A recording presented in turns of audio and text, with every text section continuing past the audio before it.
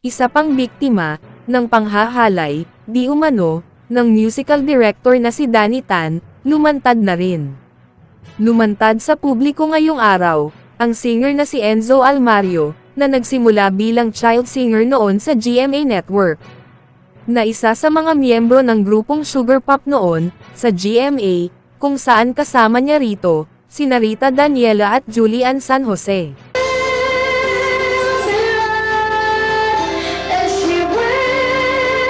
Ano po, sikat.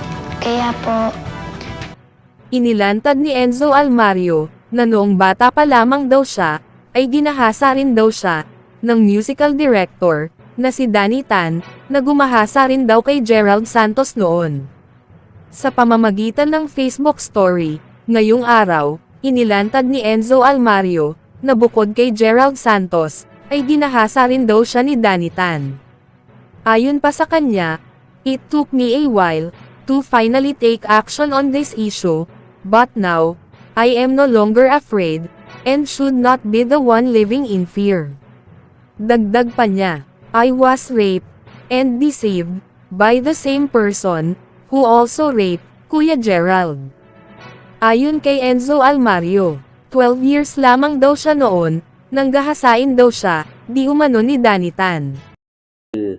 Yung kanya po nangyari noong 2008 and he was only 12 years old, guys. 12 years old.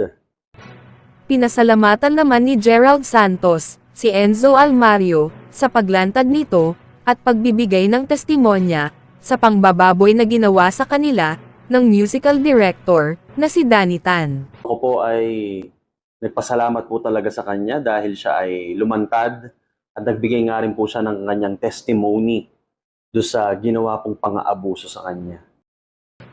Nakikipag-ugnayan na raw si Enzo Almario, sa kanyang abogado, para mapanagot ang pangbababoy raw sa kanya, ni Danny Tan.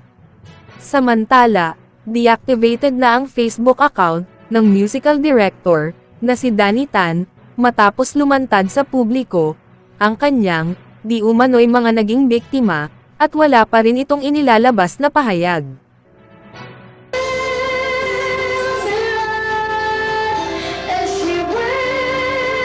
ano po, sikat. Kaya po,